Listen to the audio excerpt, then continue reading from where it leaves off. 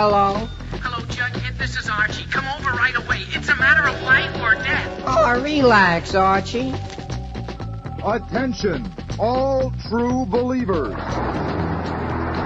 Marvel Comics is on the air. A friend of the unfortunate, enemy of criminals.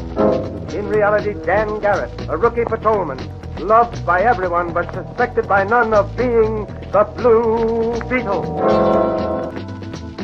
Boys and girls, your attention, please. Presenting a new exciting radio program featuring the thrilling adventures of an amazing and incredible personality. Faster than an airplane, more powerful than a locomotive, impervious to bullets. Up in the sky, look! It's a bird, it's a plane, it's Superman! 10, 9, 8, 7, 6, 5, 4, 3, 2, 1.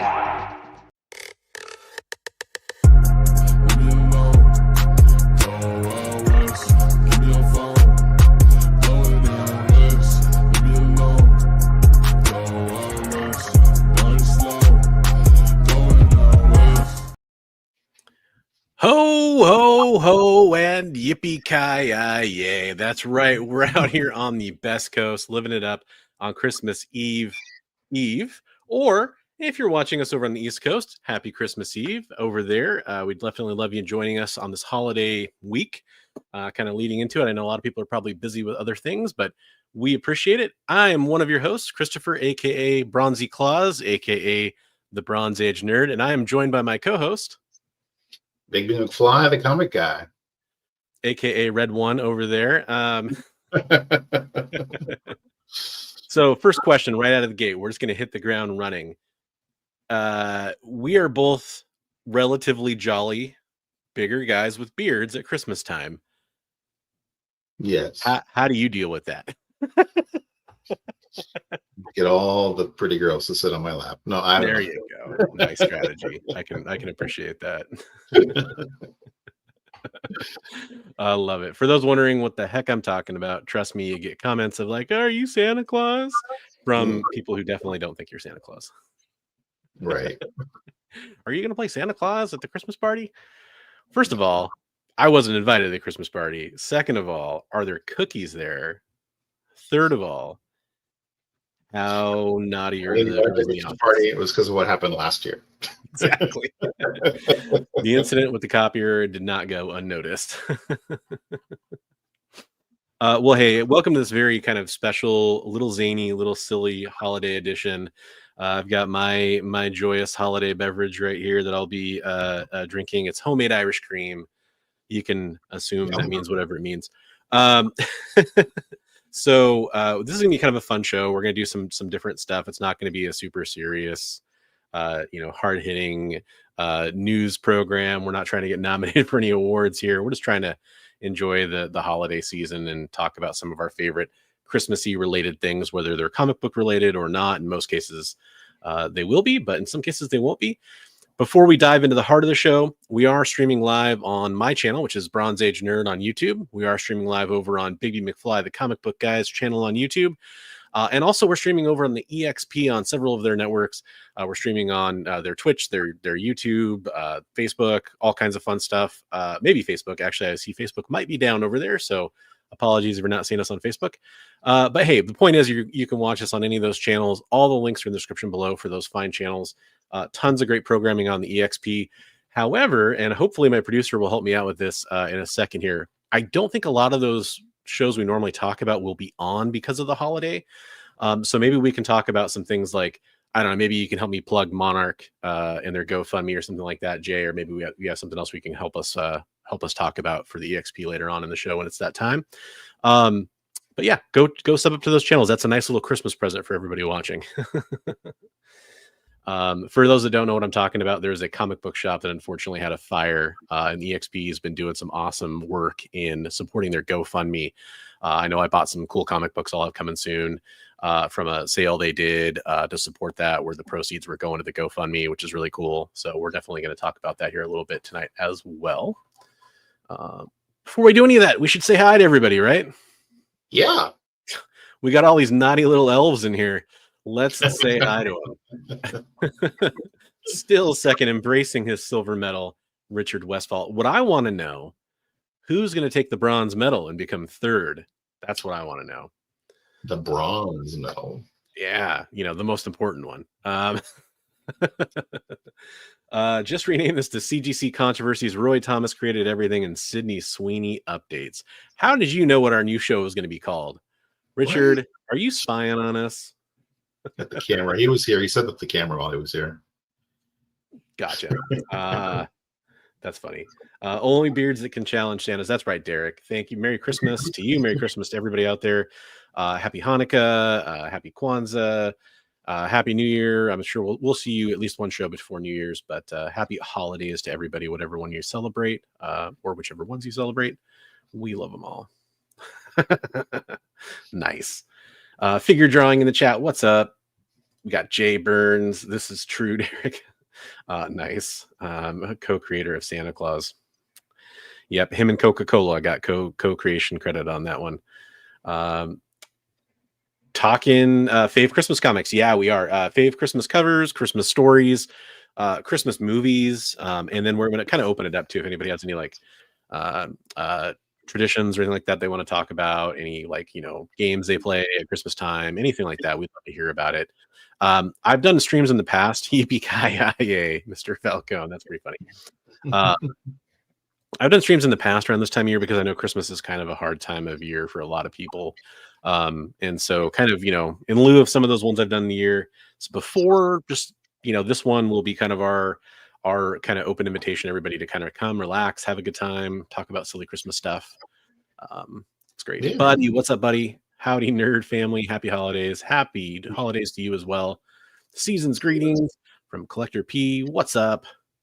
If one uses iconic photos and digitally colors them, then sells prints without permission, that's illegal, right? Oh, figure drawing is clearly alluding to something. I don't even know. I think that would be, well, if you're using somebody else's art, yeah, that would be illegal. Digitally colors them and then sells prints without permission. Yeah, interesting. The forgotten star of Christmas is eggnog.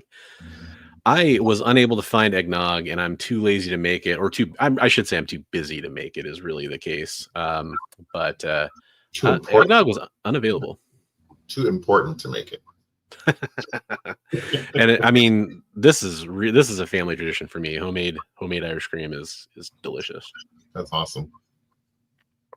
And strong.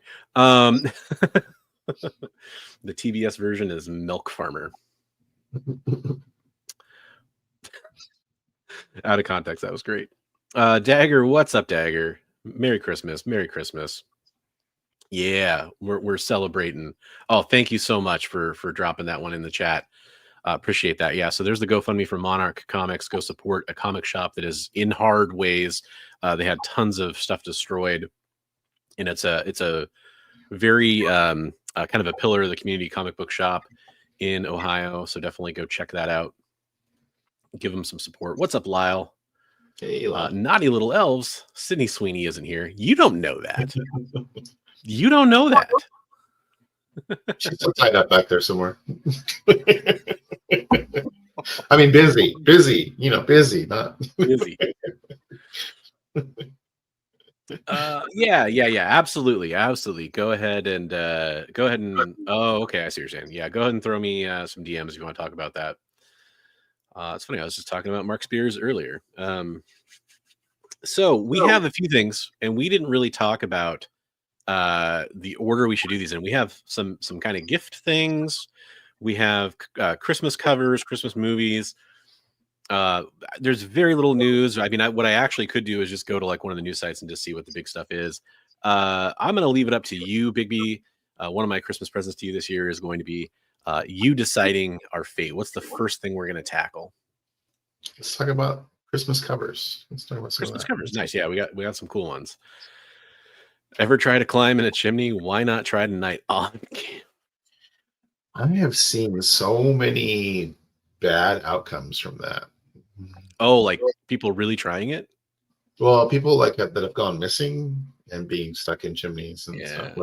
Not necessarily at the holiday times, like just trying to like maybe break into a house or something and getting stuck and being discovered years, months later. Yeah, I gotcha. Hey, figured I see your message. Don't worry about it, man. I already highlighted your messages on screen. They're kind of there forever, so don't sweat it. You don't got to delete stuff. No worries. But I do appreciate your self control. Let's put it that way. I appreciate that. Yeah, people do some dumb things for good reasons around Christmas time, don't they? Something I've noticed. Yeah, I hope everybody's safe out there. It was like, I think the first time I ever heard about that was like on Gremlins, right? Talking about But I mean, like some of those got to be urban legends, right? Yeah. No, so I've been watching a lot of like it's great holiday stuff, true crime stuff lately, and like or missing people, missing 411 kind of stuff, and yeah, there's been several involving chimneys. Oof, you hate to hear it. That's too bad. Hey, how about some Christmas covers, everybody? My whole family died in a chimney. Those tropes. Well, it seems like in poor taste for you to go around asking people to get stuck in chimneys, Chris. Come on. Hey, John's Comics with Kids. Merry Christmas. Thanks for popping by. We appreciate it. Oh, good point. They didn't put their thumb next to their nose and go down the chimney the proper way. Right. Oh. Yeah, they should have taken turns. Right. Yeah. What you do is you Crisco up the smallest one and you send them down first, and then they kind of lubricate it for all the others. Don't ask me how I learned that trick, but human centipede of chimneys. Yeah, that's one way to put it. And we're off to a great start. Perfect for the conversation at hand. So some of these covers are ones that I shared. Some of these are ones that Bigby shared. And actually, I opened this up on my Discord server, so some people were posting some of these on Discord. I think this one was shared by all three. And by the way, as I go through here, I was getting this together right before the show. There might be a couple doubles. I'll just quickly move past if we run into that problem. But obviously, the infamous Lobo Paramilitary Christmas Special. Yeah, great classic cover, classic comic book. And then there's a movie too, right? Like an official short that was produced about this. Have you ever seen that? I didn't know that. Yeah, I know. Do you know who put the hit out on Santa? Do you remember? Was it Darkseid? No, it was the Easter Bunny. Oh, okay. Because I know there's the whole thing in DC where Santa has to leave a present for Darkseid every year and escape from apocalypse and stuff. So that's pretty cool. Derek. Coming to theaters in 2025. Human Centipede 4. Chimney Disaster. Yeah. Hey, what's up? What's on the comic rack? How's it going? Hey, Mr. Akins, how you doing? That's awesome. Nothing like a little was it a fan film? But wasn't it like officially recognized by DC or something? Maybe I have that totally wrong. It's been a long time since I've seen it. Anyways, cool book for sure. Yeah. Teen Titans 13. I think this is a sweet cover. I tried to grab some of the older covers because they just hit differently. Yeah, a lot of the Golden Age and Silver Age ones there's something just iconic about them. Yeah, because they have that kind of classic art, Norman Rockwell almost kind of quality to them. Not necessarily this one as much, but that one's cool. It's cool. The tree thing is awesome. Out of Titans. Yeah, that's pretty cool. Officially kind of a bondage cover too, which is kind of crazy. Christmas bondage. We're getting it all together here. We got Human Centipede, we got Christmas, we got bondage, we got Santa. Yeah, there's a whole lot going on there. Yeah, but I really do like it. It's a good cover. No, it is a cool cover. Yeah, I love it. The colors are great. Yes. Yeah, and I love that, like, just the tree alone would have been cool, but the fact that it's almost like a spotlight triangle really, like, I don't know, for some reason it just sells it even more. The line work on the stuff in the background that's not highlighted with the color is really cool. Yeah, it's cool. I like it. Yeah. Another Christmas tree cover. Classic Batman 33. Oh, Robin. Oh, Robin. Also, like he's putting the star on top of the tree, but it's also like a wand. It's kind of weird. Because like it's kind of, I don't know. That doesn't make any sense. Maybe it would have been, maybe the artist was finding it hard to draw the star in his hand and emphasize that he was trying to get it on top of the tree. I don't know. Yep. I love that. Gosh, this would have been, what year would that have been? Issue 33. But it looks like it's still an artificial tree, which kind of cracks me up. 1940s. Yeah. Right. Yeah. That's great, though. This is one of the ones that got posted in the Discord. So yeah, forgive the text down here, but it's really cool. I didn't even know this cover existed. That's a good one. You know, that might even have been printed on the cover of that comic. It was New England Comics. Oh, yeah. It's possible. Very cool. I like that a lot. That's a good one. Yeah, all the stupid stuff like this is why Batman backhanded Robin. I love the look on Arthur's face over there. That's awesome. Yeah, good point, Psycho Phil. It is that special is definitely on YouTube, and you will absolutely. I have not seen that. I'll have to watch it. And I starred this question, Chris. We will get to that after the cover talk, but that's a great question. ASM 314, Todd, Spidey, and Christmas trifecta. That's I can't picture that one in my head right now. Which 314 is the one where they're getting booted out of the apartment on Christmas. Oh, right. Okay. Santa's there ringing the charity bell there on the. Yep.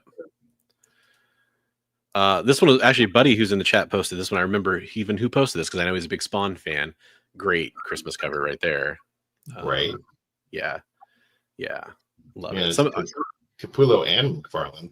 Yes, cool. I think McFarlane was doing inks, I want to say, or maybe layouts and then inks or something around this time. But that's cool. That is cool. I had to throw this one in because we were talking about our favorite Halloween comics. I think we might have even shown this one during that special. But yeah, it's just a fantastic one. I wonder if the other one made it in. I didn't pull that one in time because I was kind of scrambling to do some other holiday prep stuff. But the casket one, I didn't pull that one either. So and there's another one too that's a Christmas tree horror cover too. That's what I was thinking of. I thought this was just a fun one, great. Ornaments, just great, classic. That's really cool. Here's another, classic one I had to pull too. Real classic, truly classic one I had to pull. Has that kind of old school feel to it. That was 1940s too. That's like 1946, I think. Oh, nice pull. That's good job. Yeah, that's a good one. Yeah, that's awesome.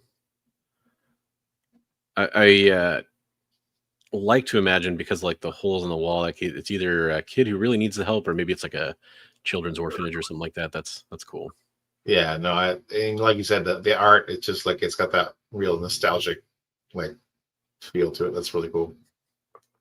Yeah. Lord of Brooklyn says, "I've never seen a bloated skeleton." Well, in America, all these things are possible. Right. Awesome. I love this one. That was really cool. Yeah. There's a couple really good Superman ones on here that I think at the time just kind of especially evoke kind of a certain nostalgia. That's one of those treasury sized ones, right? Same with believe that. So. I think there's a couple on here like this that are like that. Yeah, like that one you just showed, the Marvel one, is a treasury.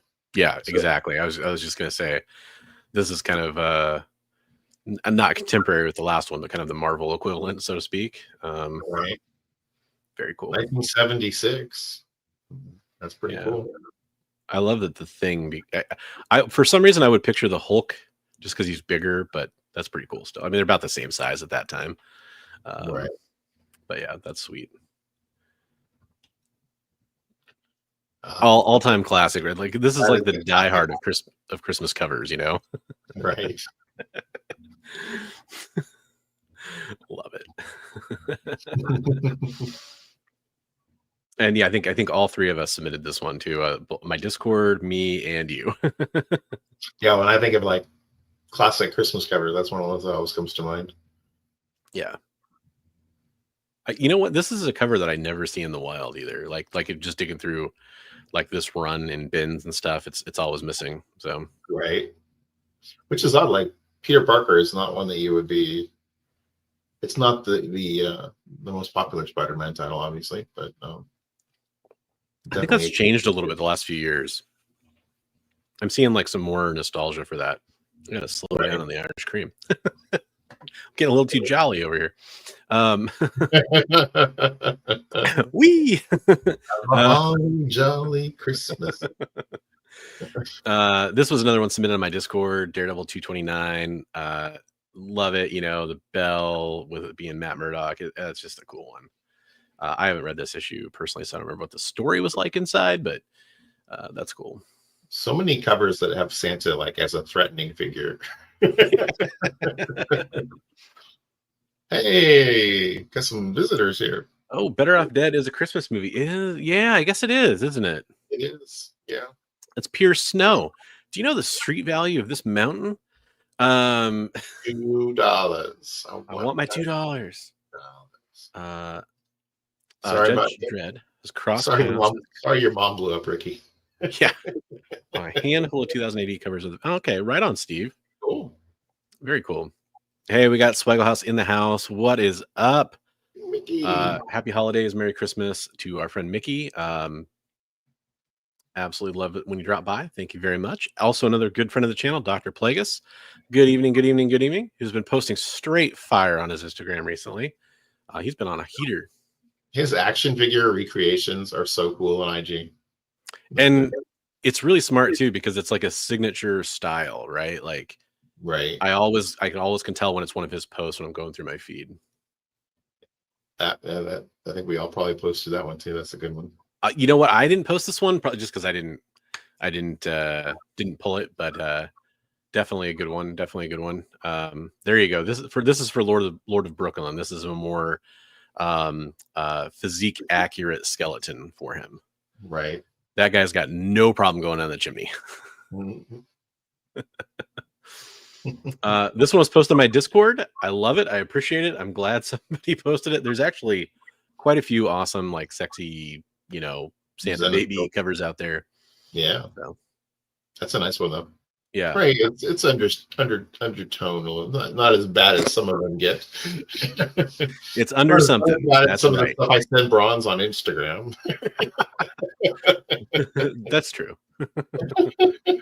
That's awesome. Yeah, Trav posted this and he said what it was. It's the Batman Santa Claus Silent Night #1 Otto Schmidt cardstock variant, which I'm glad he told me what it was, because otherwise I would not have been able to pull that off the top of my head. But that is a cool cover. That is nice, really cool. Yeah. Keto skeleton Santa. Yes. Nice. Low crap. That's true. It's great. Love it. Yeah, the Howard Cosell thing in Better Off Dead does crack me up. There's so many great lines. That's a great movie. It's a great movie. It's great. Yeah, I think when we talk Christmas movies, we're going to kind of cover the classics that we love. The dark, like I'll call them the dark horse, not like the comic book company, but like the dark horse Christmas movies, like Better Off Dead. It's like you don't think of it being a Christmas movie, but it takes place at Christmas time. The classic example is Die Hard, probably, although that's obviously debated amongst nerds. But yeah, and then also just maybe like another nod for horror Christmas movies, because that's one of my other favorite like subgenres of. I'm actually not a big horror fan, but I love horror Christmas movies. So, did you watch Violent Night, the one with David Harbour? Oh yeah, that was really good. Definitely. Yeah, this is anytime you got Santa fighting the Hulk, right? No brainer. Is that the record in the Santa costume? It looks like it. I don't know if it actually is in the story. I think it's the record. I mean, definitely from the Crow. Or no, it's the Rhino. It's the Rhino, I think. is what somebody said. Oh. Yeah. Oh, yeah. Okay. Yeah. Cool. He's got under the hat. It's facing like it's got the horn. Oh, right on. Yeah, that's why it's facing that way. That makes sense. Okay. So this is a better representation of the rhino than Craven, the new movie. Okay, cool. Got it. Yeah, I saw some of that footage. I was like, looks a little rough. I love that cover. It's awesome. Yeah, so unfortunately, I actually, they're kind of buried, but they're actually kind of right next to me. The collection I got, I went back and pulled some comic books from it because I was really, hoping to get some more books out of there that I knew I'd passed over when I've been looking them over. So I went down to my storage area, pulled a whole bunch of Punisher books, and there's a first appearance in this book that I have like her follow-up appearances and all that kind of stuff. But this is one of the few books that wasn't in there that's kind of right from the time period that I expected to be. I was hoping was in there because I wanted to be able to post it for Christmas. But that's really the only reason. But it's just a sweet cover. It is a good cover. Yeah, there's a lot of great Punisher covers from this kind of time period. Yeah, there's a what red Christmas one or something? Red Punisher Red Christmas or Red Xmas. Yeah, Red Xmas, yeah. Another classic goodie, oldie but a goodie. Yeah. Yeah. Very fun. Wonder Woman alias Miss Santa Claus. That's cool. That one was in there twice. Okay, sorry about that. This is the great Liberty Meadows one you posted. Gotta love Frank Cho. I love the Thanksgiving cover is one of the best Thanksgiving covers ever. The one where she's burning the turkey. Yeah. Hey, what's up, Awesome Sauce? Merry Christmas, Happy Hanukkah. Oh yeah, we already mentioned Hanukkah earlier. I tried to call out all the winter festivals. Also Festivus. Any holidays out there, we appreciate them all. Most people, you gotta love a winter holiday. It's the time of year where we need one. So Awesome Sauce, I hope you're doing better. I hope you're absolutely. Oh well. Absolutely. I love the kid whispering. Catwoman needs a shave. That's a great one. I like how Alan Scott looks like he's just had enough of this. He's like, come on, let the kids have a chance, right? Yeah. That's a great cover. That's great. Also, hold on, before we get to the booty there, I love how Santa's got a bell, like it looks like he's the one of the Salvation Army Santas, but he's just I don't know, just got plopped down on my Catman. Yeah. So Frank Cho, Jingle Bells. This is from Oni. Okay, All-Star Holiday. Hullabaloo. Okay, cool. Yeah, Frank Cho's the master of at least certain things. I feel like with this sack of presents, there should be some different presents falling out of there. But hey, she's keeping it nice. I appreciate that. That's a good one. You know what, Adam? I did not mention Life Day. However, I am wearing the Boba Fett holiday special T-shirt, like how Boba Fett appeared, like the coloration and everything, in the holiday special. So that's my subtle tribute to the Christmas Star Wars special, or holiday Star Wars special, I should say. Which is, truly something that if you want to go down a drug fueled rabbit hole, there you go. That's a good one for that.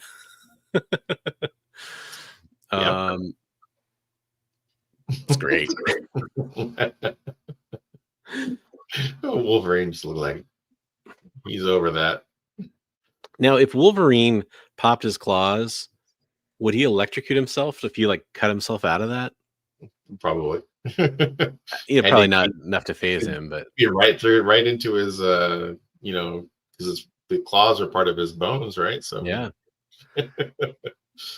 That would suck, But I mean, obviously, Yeah, he's seems like he'd overcome be more worse. prone to like electrocution, right? Like, Yeah, like electrocution and drowning were like a couple weaknesses. Although I've pointed this out before. It's hilarious to me in the new X-Men stuff, like the newer X-Men stuff, not the title new X-Men. right. Wolverine just swims all the time, but like that was always like a thing where it was like he didn't like going in He'd the swim. ocean or swimming because he'd sink. Right? He's not buoyant. He's so heavy, he just sink to Yeah. the bottom. It's comic books. What do you expect? He can't swim. Ex-SSFD lieutenant says, "Happy Ramahana Kwanzmas." Hey, what's up? How's it going, X? Thanks for joining us. Merry Christmas. Happy holidays. Speaking of which, I should have just pulled. I when you sent this, if I wasn't so darn pressed for time, I would have just pulled this because I have it sitting right behind me in a box. Right. But You got that at Frankenstein, right? Yes, I did. Yeah, and I picked it up specifically so I could post it over the next couple days. I just thought it was a fun comic to have. But I got that Catman one I picked up at Frankenstein. It's like the very first table we went to. nice. Yeah, they got a lot of DC stuff. Yeah. That was cool. Here's one that Bigby sent, Caliber Christmas. It's cool. That one is a key because it is I think it's one of the very early Walking Dead stories too. Oh, Walking Dead.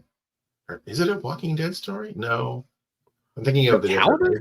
It's a Dark Horse one I'm thinking of that has the Walking Dead story. It's not that one. Okay. It's one of the that's a very early Crow story though. So Okay. Well, in that, obviously, because of the cover and stuff, it obviously made sense. But so there's a Dark Horse comic that has a Walking Dead story in it. A Walking Dead Christmas story. It's the man and his son that Rick meets early on. Mm-hmm. It's their Christmas story, and it's actually kind of nice. It's a little hopeful for the Walking Dead universe.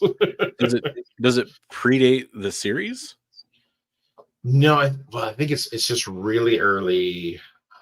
Somebody will probably tell us in the chat. It's really early in the series for Walking Dead.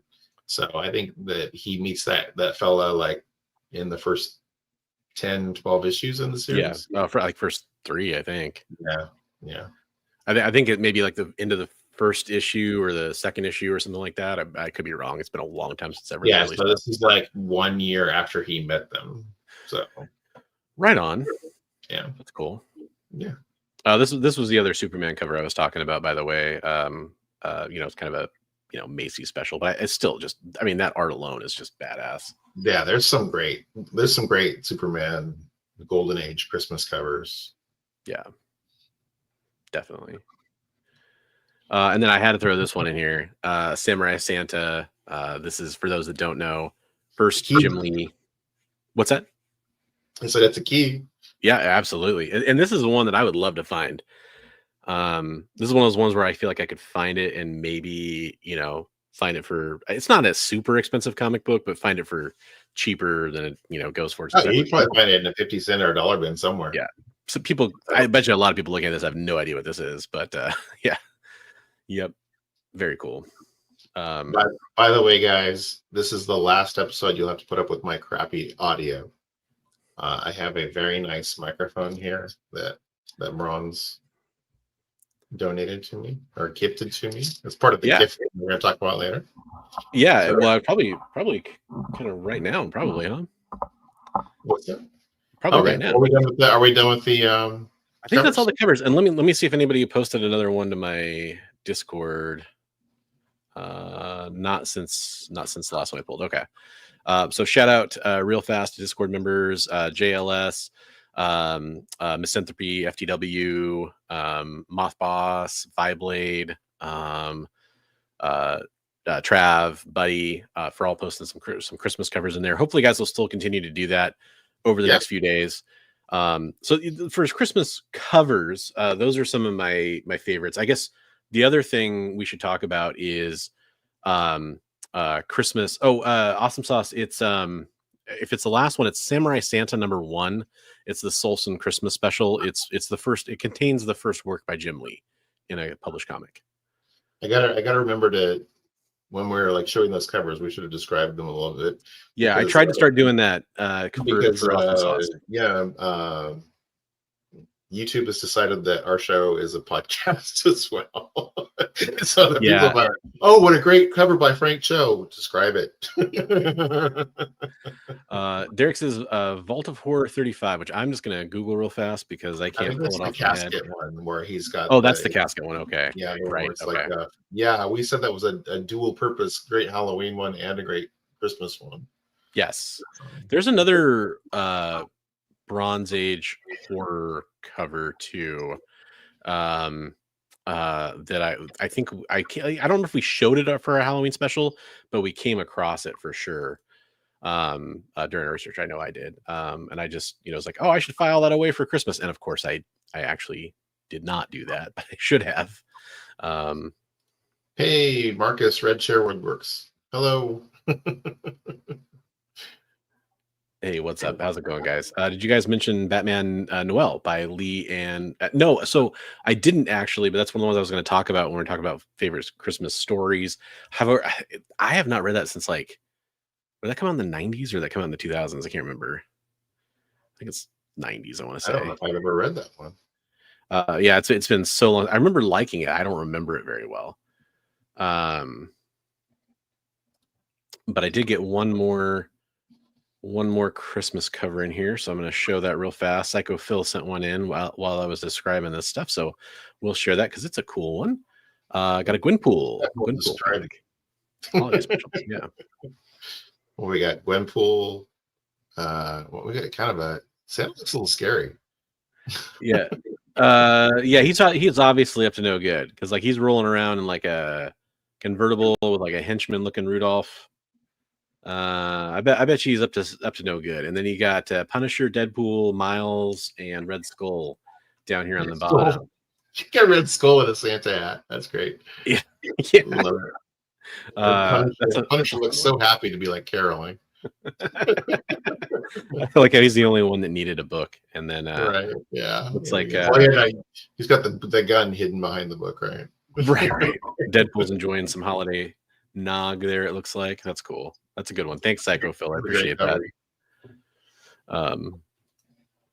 But yeah, on the gift giving side of things, yeah. So I got a Black Friday deal for a new mic. I've been using it for the last couple weeks. It seems to be going well.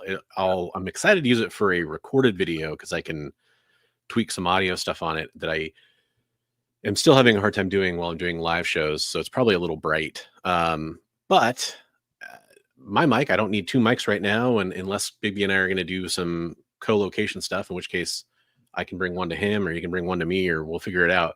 So I was like, hey, we should get Bigby an upgraded microphone. So he'll have that working. Apparently it was not liking him using it prior to the show, but that will change.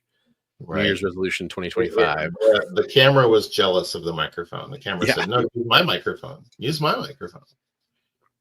But yeah, I've tried to help out Bigby with some of the presentation stuff so he can continue to make awesome content, that people can hear a little bit better, people can see a little bit better. Because I know that is something that is a real hurdle. Early days on your channel on YouTube, it can be expensive. So I appreciate it. Super much. Super appreciate it. But yeah, hopefully get some use out of that. Oh man, we got other ones coming through.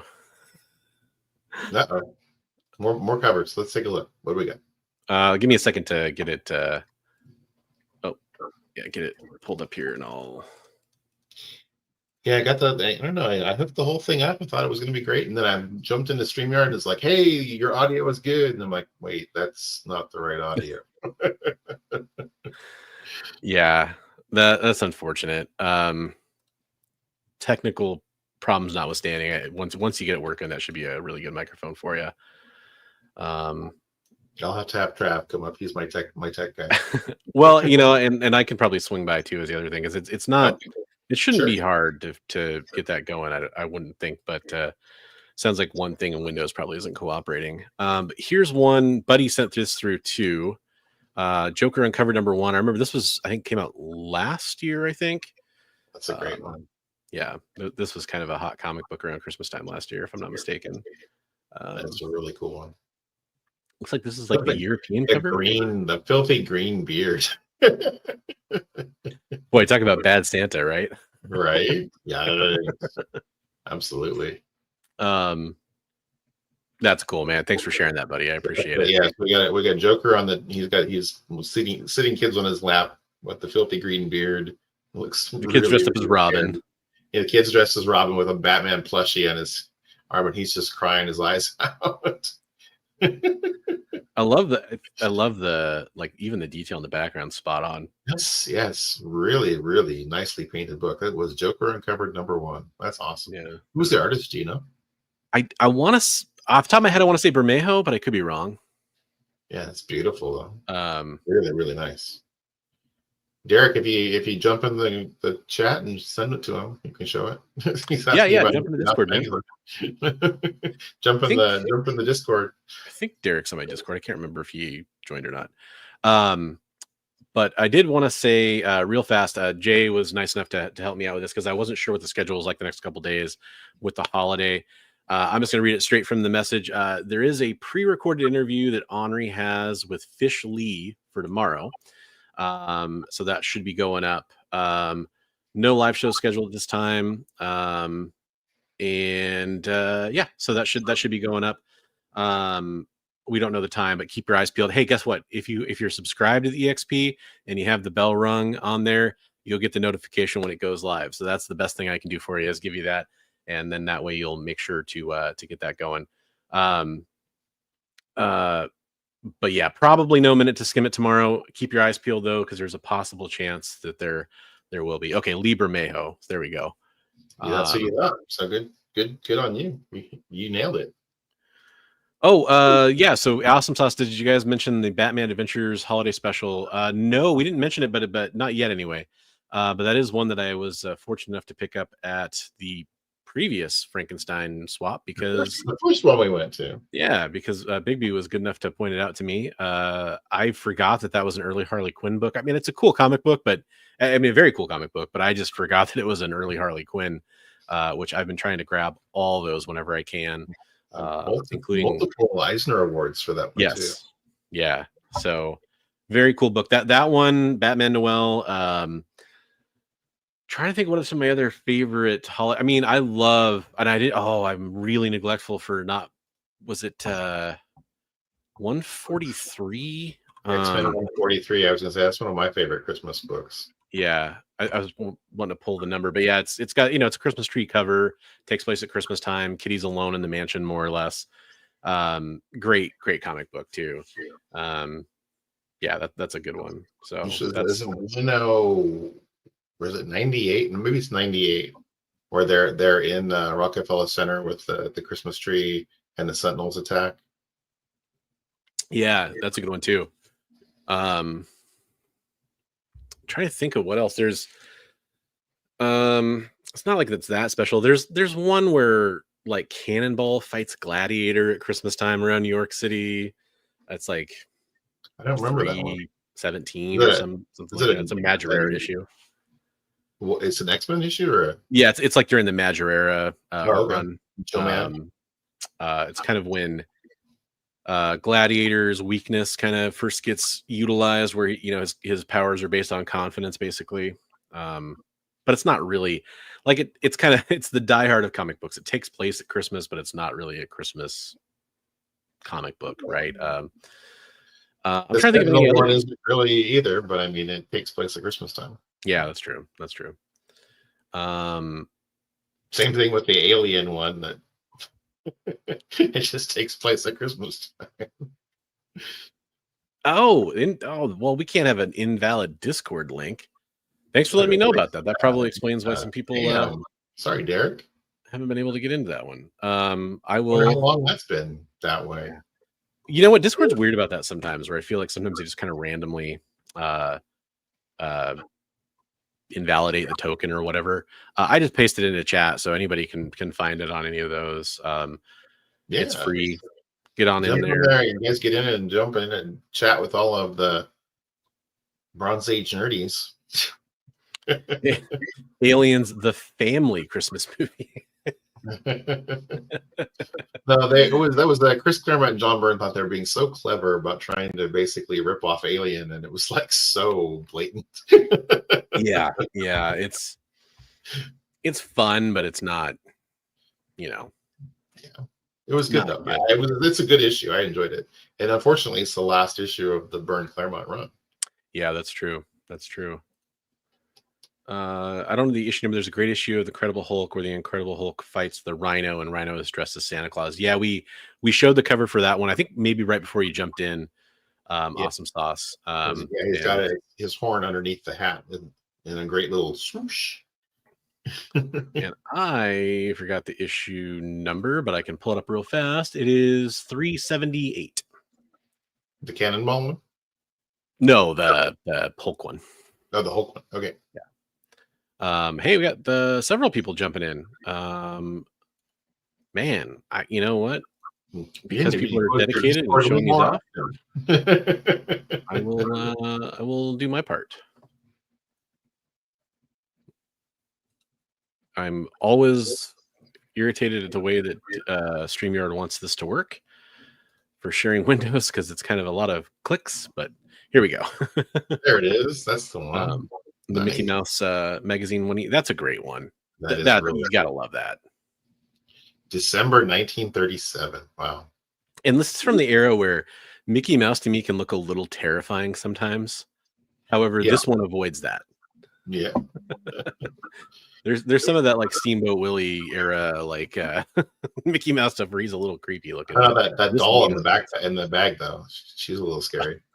Well, I mean, everyone knows dolls are haunted. Like they're just all little. No, me. You didn't feed me. No, that's a great one. Thanks for sharing that. Really cool cover. I love it. Yeah. 1937. That's so cool. Yeah. That was when I got that collection with Ryan. There was a bunch of those Mickey Mouse from the 30s. They're really cool. You mean Automatic Comics? Ryan from Automatic Comics, which he just sent me a message today. He's like, I had to send this to you, and it was Big B's coffee. And I'm like, well, how was it? He's like, well, I didn't stop. I'm like, you've got to stop.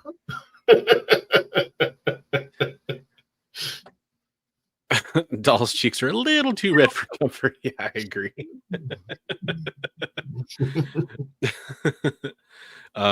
It slapped around.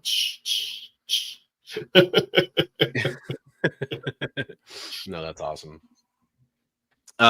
So yeah, we have a few other things. This is like the Last Jedi moment. Who goes first? You go first. I go first. You go first. We go back and forth. Okay, cool. So I have a card from you, and you have a note from me. So we can do those first. Okay, let's do it. So the note. Oh, by the way, actually, you know what? Before I even do that, I want to give a shout out real fast to somebody. Yeah. This isn't really a Christmas present, but I got it very, very recently. So I just want to show this off real fast. This is kind of a personal goal acquired kind of moment for me. I've been wanting to get some kind of X-Men related first appearance mutant key this year and wasn't really successful. However, thanks to QWERTY Comics, follow QWERTY Comics on Instagram. He's a really cool dude. He works for Excalibur Comics out of Portland, which is a great comic book shop. He kind of made something happen between Excalibur and me. He helped me out a lot as a kind of a middleman because I couldn't make it down to Portland, and they had this in their shop. Very, very thankful to have picked up the first appearance of Sabretooth in Iron Fist 14. That's so cool. Yep. It's a mid-grade. It's got like a crease on the corner, and it's got like a little bit of a tape pull down here, but it makes up for it by being signed by Chris Claremont on the inside. Oh my goodness. There you go. Yeah. So that was really sweet of him. I told you the other day I was hanging out with the guys from Future Past Collectibles, and he was going through it. He's like, we were trading some Daredevil books, and he opened up one of my books. He goes, "You don't want to trade this one?" I was like, "Why?" He goes, "It's signed by Frank Miller." That's especially in the Daredevil run. That's cool. Yeah, it was Death of Elektra. Oh shit. Yeah. Good looking out. That's good. Yeah. I mean, and he and hey, all props to him. I think I mentioned this before, but like he was the one looking over condition and everything, and he could have not even mentioned that and just been like, "Oh, cool," and thrown it in his pile, and then away he went with that Frank Miller signed book. But he was totally honest up front. He was like, "Hey, you don't want to trade this? This is signed by Frank Miller." So that was really cool. That's awesome. Yeah. Well, wow, that's cool. So did you pull that from a collection, or you think you pulled that from a bin, or? I think it was like I bought a bunch of Frank Miller from several shops where it's just like bulk Daredevil Frank Miller run stuff, and I don't know which one I got that one from, but Gotcha. Yeah, it's just cool to find. I got to go back through and I need to start going back through everything and looking for Mark Jewelers and signatures, because I know I've run across so many signatures. I think What's on the Comic Rack ended up with a John Byrne signed early uncanny issue, like the one with where they're in the volcano. Oh wow, okay, yeah. Signed John Byrne right on the front page, the first page. So yeah, I always check, like, because I pretty much, unless it's something that I just don't care much about, I rebag and board most of the stuff I get. So I usually check, right as I'm doing that. right. Yeah. Pop Comics just had a thing on his channel where he did 900 Mark Jewelers he got in one lot. It's just like this guy's uncle passed away and left all his comics to him, and like the guy, he had been in the military for quite a while, and so he had just all these Mark Jewelers. Wow. And like X is saying, by the way, yeah, the majority of the community is quite good. They really are. Yeah. There's a lot of negativity going on, and we probably say this too much, but that's part of what we're trying to combat here. We're trying to combat a lot of the negativity. We talk about the negative things because they are in the news. They're issues that affect collectors. They affect comic book readers. But we always try to, not play up the negativity, at least, if not try to talk about how it can have a positive slant to it, or how you can overcome it, or whatever. But it's very important to point out that the majority of collectors out there are cool people and not going to try to take advantage of somebody. So yeah, and if somebody does something cool like that, I always want to make sure to shout them out and say, "Hey, this is a good dude," So. And speaking of which, so the thing I didn't say about QWERTY, which shout out to Excalibur Comics, it was their book, and they have a history of making deals for people if they know they're trying to hook up a fan of somebody who really loves something, which is awesome. QWERTY, this is seasonal. He actually makes Christmas ornaments, and they're really cool. It's probably too late, but you can still go check out his Instagram page and scroll through, see some of his work. Maybe you could pick up one for next year or talk to him about it.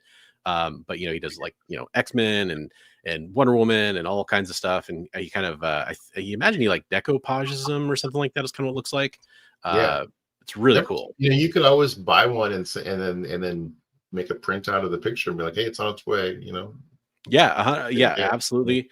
Pick up one for next year. There's lots of different ways to do that, but it's really cool. He brings them to the Frankenstein comic swap and sets them up. And I'll tease this a little bit, I guess. I think Dan from Dan's X-Men Comics, QWERTY, and I are most likely going to do a couple shared tables at the next comic swap too. So probably. I have a huge desire to sell some comic books and be a vendor at that show, and that's a real super easy, low risk way to do it. So and hang out with some cool dudes. So for sure. Oh, thanks, Richard. I appreciate that. You're such a sweetheart, man. Thank you. So there's QWERTY's link. So I appreciate that. He's a really nice. I could come and just like abandon my books and be like, "Hey, here's my book. Sell them for me." See, like I said, I'm gonna go shop now. Judge Dredd magazine. I'll try to pull that up. Issue 278. Well, while he's doing that, I'm going to open your card. Yes, and I've got your backing board that you mentioned, kind of halfway out here. There's a thing in the card. It jumped out and attacked me. I'm gonna sue. Scared me. Whoa. Oh, is the one where he has the rifle to his head? I'm sure it is. Here, let's see if I can pull it up.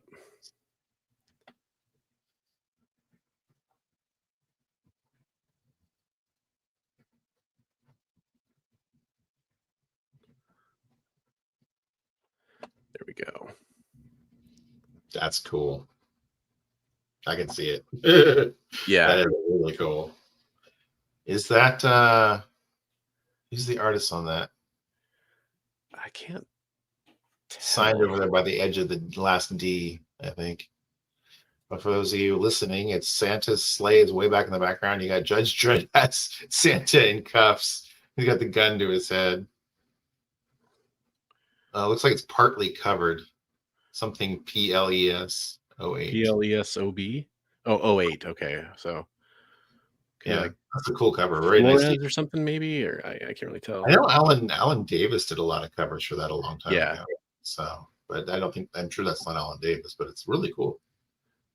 Greg Staples. Nice. Staples. Okay, very cool. Yeah, that's a good one, Steve. Thank you very much for pointing that one out. All right, I've got your note here. Yeah, so I know for your work, caffeine can be pretty important. So yes, so thank you, Bronze. Bronze sent me a Starbucks card. Brain not working. Not a sponsor. Yes. And that's it. No. A wonderful Christmas card. Wishing you a very Merry Christmas, and it's signed by Bronze and his whole family. It says, "Thank you for being my co-pilot on this adventure," which I think I said something similar in my note. Oh, there we go. Yeah, very much same in line. Do you want me to read it or no? Yeah, go ahead if you're okay with it.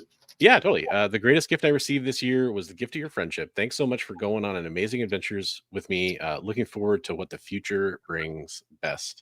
That's awesome, man. Thank you very much for that. Yeah, that's cool. Yeah, and I had my family sign. I think my daughter kind of smudged the ink when she signed it. That's okay. That makes it even more like authentic. It's like, hey, it's that age. That's really cool. Yeah. Right. All right. Well, let you go pull something first out of there. I think there's a specific order, so you got to go down the order. I'm pulling the first one first. All right. All right. First one first. All right. So we have. Oh, okay. Yeah. We talked about this. This is Astonishing X-Men number 19, the variant edition, the Cyclops kind of focused color cover there. That's cool. Yeah. Nice. Very nice, man. Very sweet. And you got to explain what this is. This is a Masterpieces XL Upper Deck. Yeah, card? So it's Marvel Masterpieces. They're like oversized cards. It's still a sealed box. It was just one of those kind of cool things that I had that I almost threw into the Heroes for Heroes auction, but I was like, nah, but I thought you might appreciate that. It's kind of cool. Still getting something sealed like that. And cool. Kind of do whatever you want. Should I open it up and see what I get? That's up to you, man. Should I keep it sealed? I don't know. It's up to me. I don't know. Maybe I'll hold on to it for a minute. Think about it. Starbucks, no DD in your DD. I don't know what DD is. Oh, Dunkin' Donuts? No, there actually isn't really any Dunkin' Donuts around here. Not really.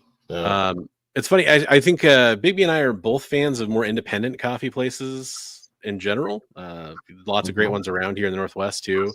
Unfortunately, there's not an easy way to do gift cards for whichever ones I don't. But luckily I know you'll always be driving by a Starbucks. That is true. That is true. Or you get like a mug, or you get all these notes from me or texts from me like, "Hey, I started at 4 a.m. today." Or, yeah, and here it is. It's 8 o'clock at night. I'm still working. Okay, I'm gonna start kind of doing these upside down so I don't see the next thing. But I'll pull the next thing. I already did see it, but this is cool. This is an issue I need for my run. G.I. Joe number 26. It was in your bin in my lair. Yeah. We after Heroes for Heroes, Comics Limited and Bigby were kind of doing some trades and some swaps, and he was looking through some stuff, and I was like, "Oh, I need that. Oh, I need that." Things that Travis didn't need. Right. So yeah, there's friends of mine have a bin, like a pull box at a comic shop. They have little bins in my room where stuff that person might want. No, thank you for that, man. I appreciate it. It's really cool of you to do that. I totally was gonna trade some stuff for you, but there's plenty of things to trade for. Don't worry about it.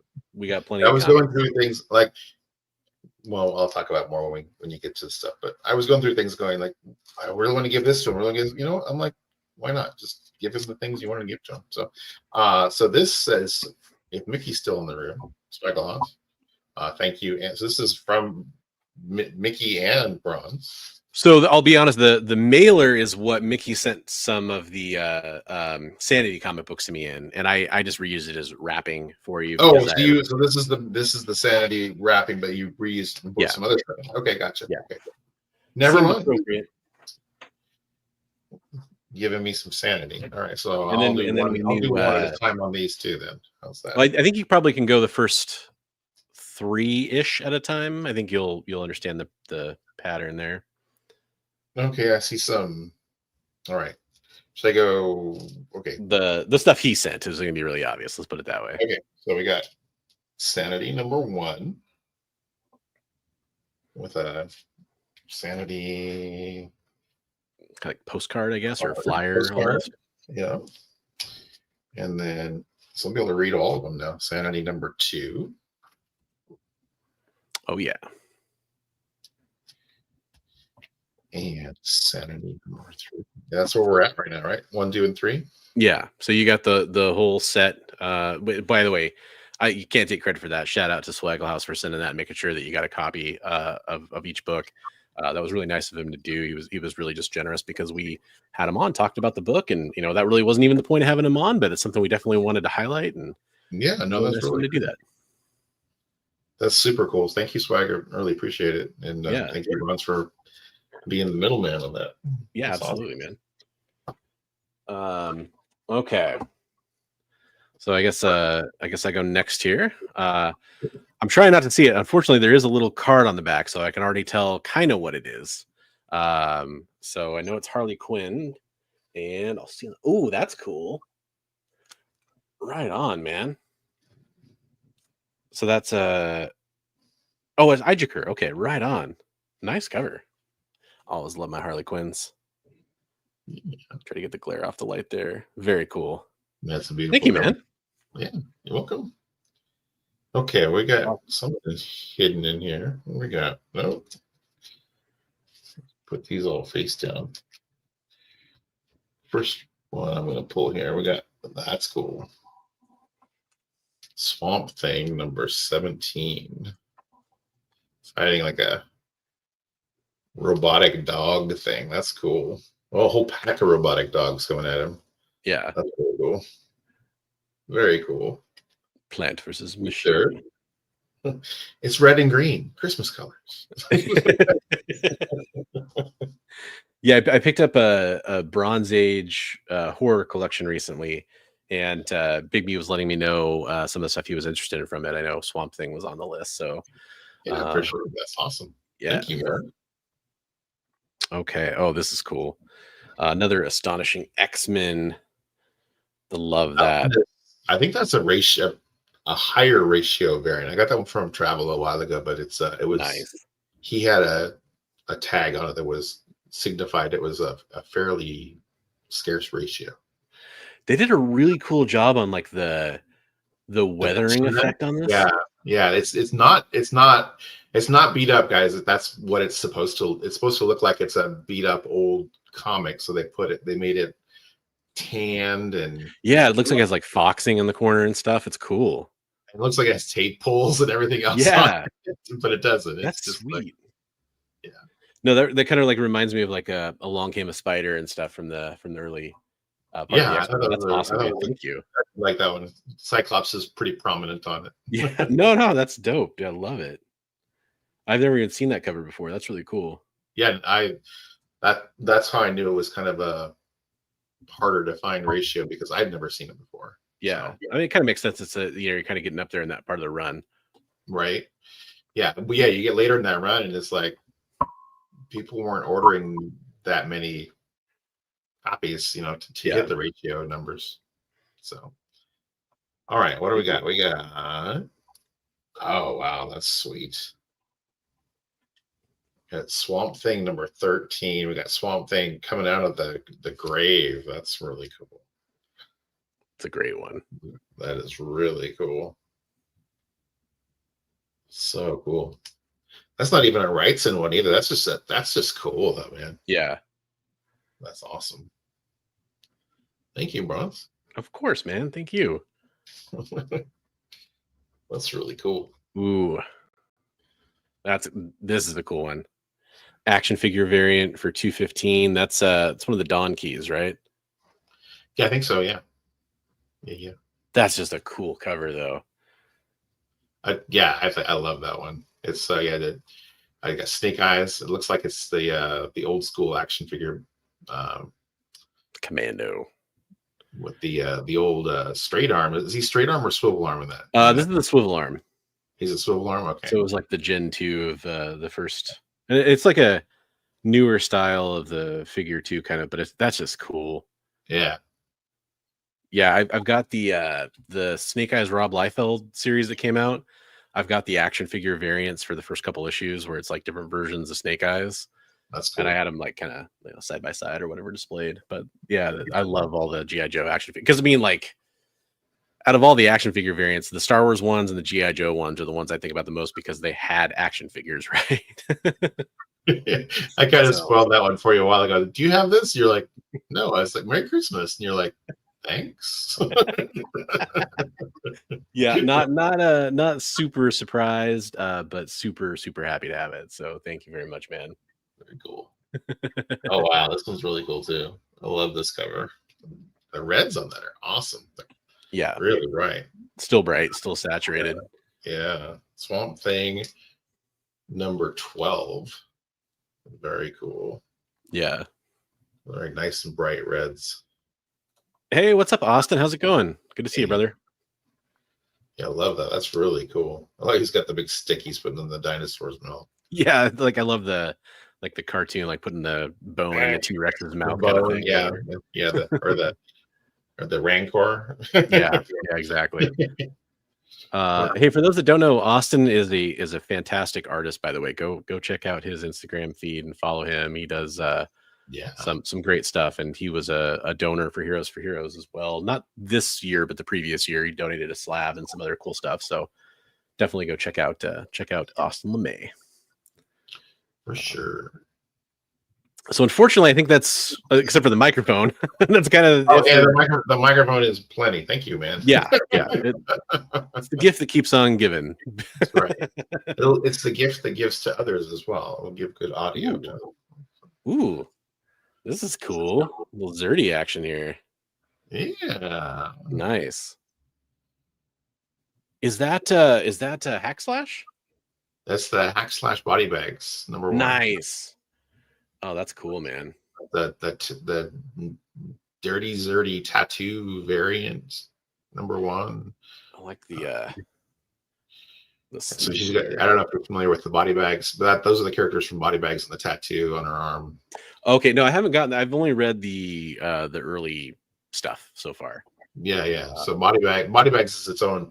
It's a real low print run comic from back in the day. I forget which company put it out, but a very similar idea to Hack Slash. You got the big burly sidekick and the right. Monster Hunter. So yeah, nice. No, that's very cool. Thank you, man. I appreciate that. So that was that thing I was showing everybody, and it ended up Travis and I went in and got on all of them, all the slots, and he gave both of us an auto and a regular event. So oh right, the giveaway on the Facebook on the Instagram page, right? Yeah, okay, that's right. Now I remember that. Okay, I was like, well, I have one to gift now. Nice. Okay, so I do have. I think there's like one more here. So I haven't seen it yet, so I'll hold it up for the camera here. Oh, dude, what? No way. And so you and I had talked about this. So the little spot on the front is part of the original grading. The grading is on the back of what they thought it was. So that is actually what they graded it with, that little splotch. So oh man, no, this is too cool. Thank you so much, brother. Wow. I did not expect that. And I know you had said you were interested in getting it, and I was like, why not? So so those, for those listening, that's Conan the Barbarian number 1, Barry Windsor Smith from. Yeah, I'm in shock. No, I just got the first appearance of Red Sonja earlier this year, And I was kind of, I think I was kind of, grouse at the time. I was like, it'd be cool to get a first Conan or something like that. But I didn't expect it to happen anytime soon. But that's awesome, dude. Thank you so much, man. You're welcome. Merry Christmas. Oh, Merry Christmas, dude. Thank you. That's so nice of you. I appreciate it. You are welcome. And like I said, I was going through stuff. I was like, oh, I want to give him this. I want to give him this. I'm just giving him everything I want to give him. Lord Brother, the start of the Bronx. Yeah, that's a very good point. Yeah, it's a lot of people definitely point to that. No, that's dude, that's so cool. I'm just speechless, man. Thank you. Wow. You'd appreciate it. Yeah, no, I do definitely. Oh, that's so cool. When I got it, you were like, man, I wish I had got some of those kind of deals. I was like, Yeah, well, Digby has, I've kind of mentioned it on here when he's showed off like his, like his FF and some of the other cool things he's picked up this year.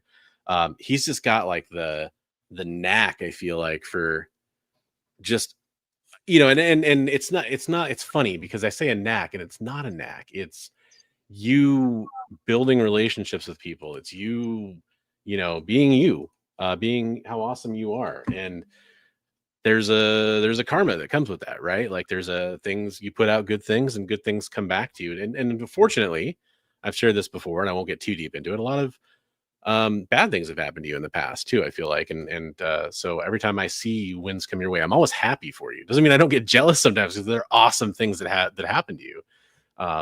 But every good thing happens to you, and I'm always ecstatic. Well, I'm happy to share those wins with you. So. Yeah, I appreciate it. Thank you very much. That was so kind of you.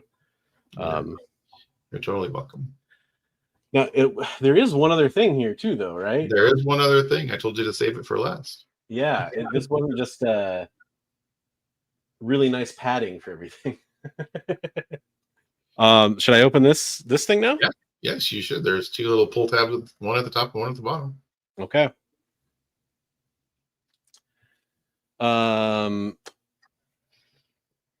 What is it? What has the spot? Oh, it's Conan #1, Awesome Sauce. It had a little tape pull on the cover, and like a very tiny one. And so I questioned whether they had initially graded it a 4.5, I believe. And yeah, open this up. I have not looked at it though, so okay, keep my eyes away from it. Yeah, it's a Conan the Barbarian #1. First Conan, for those that don't know. So cool. That's awesome. Okay. So let's see. I'm gonna because it's so big, I'm gonna check this out first. Oh, dude. You said you didn't actually have anything that was like published, and I was like, I wanted to make make your first piece in your published collection. Oh my god, dude. See, I don't know how well this is showing up for the camera here, but this is a page from Amazing Spider-Man by Ryan Otley. Dude, thank you. Oh my god. Yeah, ASM issue 4, page 18. Yeah, for all the original art pages we've ever done for Heroes and all, I didn't own one. Now, damn, dude.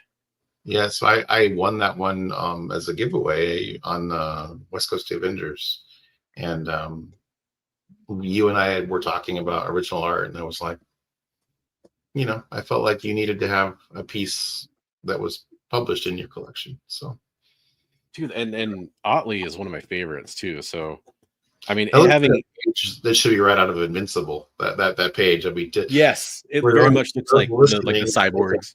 It's a giant robot with a mad scientist with cyborg parts. One eye is a giant cyborg part and everything. Yeah.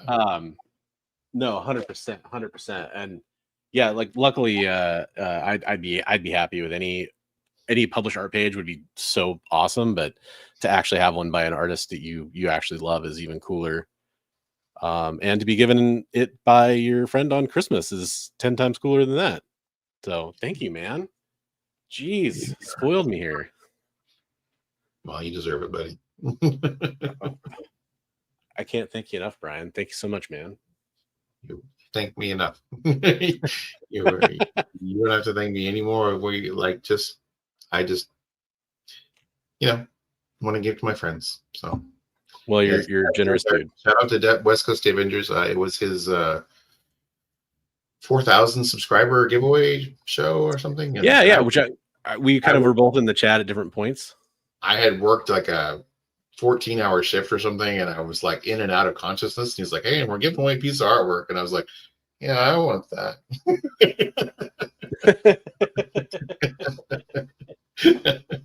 Oh, that's awesome, man. And I won it. So no better person to pass it along to than Mr. Christopher the Bronze Age Nerd. Dude, thank you.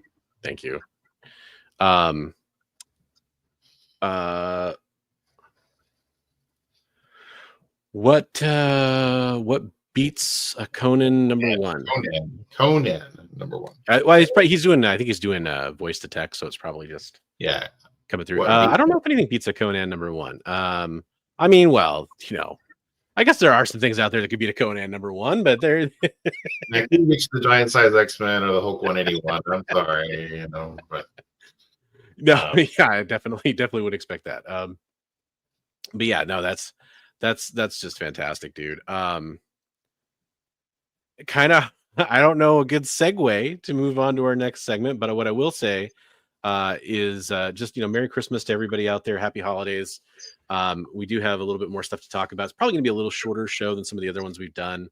But I have a couple of like past holiday gifts to show. If that's that's one of the things we're going to talk about. So that's a perfect segue. Yeah. But I was going to say to everybody out there, especially those in my Discord, if you're watching, if you ever next year, if you want to do, it's too late this year.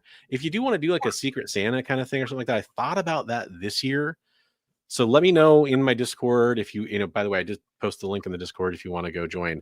Let me know if you're interested in doing that next year, and I can kind of get it set up, end of November or something like that. We can kind of do the roll call and see who wants to be in it. Because that's one of the things I was going to kind of think about doing, because normally I've done giveaways on Christmas. And I've got so many things I'm backed up on shipping out from channel giveaways and stuff like that. I didn't want to do that again this year. But I do want to, kind of try to get the love out there. So if you're interested in doing that, let me know. And then Big B has some previous Christmas gifts he wanted to show off. Yeah. So last year I was part of a Secret Santa thing for one of my Instagram groups that I hang out with. And, Brandon from Mon Comics. Oh, yeah. He was very slyly asking me who my favorite comics were and my favorite. So, I'm like X-Men and, G.I. Joe. And he's like, who are your favorite characters? And I'm like Snake Eyes and Wolverine. So he sent me a really high grade, the Marvel hologram of Wolverine. Oh, right. Yeah, I remember you showing that off on your channel. Series one. Yeah. Yeah, that's a good one. And then this one blew me away, though. This is the one that made me cry. He sent me a PSA 10 or CGC 10 Wolverine rookie card from the same set, which is worth a lot of money. That's a nice card. Yeah. And I was just blown away. Yeah, so that was an awesome gift. Thank you, Brandon. I still have it set aside in a place of honor. So thank you for that. That's such a cool card. Yeah, very, very cool card. So so in that set too, there's two Wolverine cards, right? Because there's the brown and orange, and there's the blue and yellow. Is the blue and yellow in that? I don't think the blue and yellow was in that series. I think it was just the brown and. I think there's two Wolverine cards in that series. Maybe. Yeah, but this is the one that I got. So I was going to ask you though. So, which costume do you prefer? You prefer the tan and brown, or do you prefer the blue and yellow? Tan and brown, I think. This is the one that that's the first one that I was exposed to. And I mean, the blue and yellow is okay, but it doesn't make a lot of sense for trying to be sneaky. Yeah, for sure. It makes more sense as a team costume, but it's not a good solo costume. Yeah, for sure. Which is ironic because it started as the solo costume. Right. And then this year, as part of the Secret Santa, and Bruce from Up North Comics, he and I had been talking about doing a trade earlier in the year, and so he's like, I know exactly what to send you because it was stuff that you were interested in. So it's a bunch of Marvel Bronze Age horror stuff. So Tomb of Dracula nice. 14 is a real nice high grade copy of that. And Werewolf by Night number 10. That's a good cover. High grade, nice copy of that. Yeah. No, please don't kill me. I'm your sister. Yeah, the werewolf was getting, she's shackled up in the sewer and the werewolf's coming to get her. And then Werewolf by Night number 16. Ooh, nice. Hunchback of Notre Dame. Yeah. Good deal there. Hunchback's coming with a bell to attack the werewolf. It's lady in the red top all the time. Hey, it pops, right? Draws your attention. And then Werewolf by Night number 21. We got 2 werewolves. Oh, right on. Yeah. I love that. That's so bright. The colors are really bright and nice. Yeah. Piece. So, yeah. So, yeah. So, shout out to Breach from Up North Comics. That's funny. I was telling you about some eBay action that I was trying to get in on, and that Tomb of Dracula is one of the ones I missed out on by like $1 or something like that. You've been getting some really good deals on eBay. Yeah. I've been trying to work the system as much as possible. Trying to follow sellers and kind of get in there and snipe at the last minute where I can. And I lose some ones that are very frustrating that I probably wish I'd put a higher bid on, but I've done pretty well on the other ones. Actually, hang on 1 second. I'll show you some stuff I got. I don't need to be the main focus anymore. You're right, but I forgot to take myself off there. Yeah, so I just got in. So let's see here. Some of the Hush books. I already had a copy of this, but it's a classic book. So, and I paid a couple dollars each for these. Classic fight there with the Joker. This is can't remember if this is the second print cover for 619. Is it the gatefold? No, the gatefold is this one. Yeah, I think that 619 is that's the second print 619, and this is the gatefold. Maybe the gatefold was the second print. I'm not sure. Yeah, I can't remember exactly how it goes, but and it's been like 2 weeks since I bought these. They just came in. But yeah, some good Hush books. I have all the A covers for Hush, so getting some of the variant covers and stuff was kind of nice.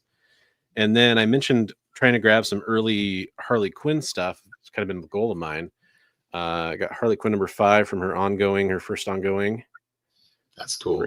Great cover there. Very nice. And then 17, which is a nice booty cover, fun Bizarro cover. Bizarro got a handful of poison ivy there. Yep.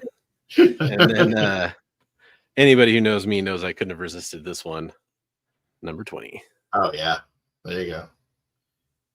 That's a nice cover too. Yeah, and it's really high grade for being a all black cover, yeah, or majority black. One or two little ticks there, but I mean I don't think even those, I don't think they break color. So yeah, but hey, I'm pretty happy for a couple bucks each. Totally stoked. Not really something we normally do for showing off. Nothing wrong with show and tell.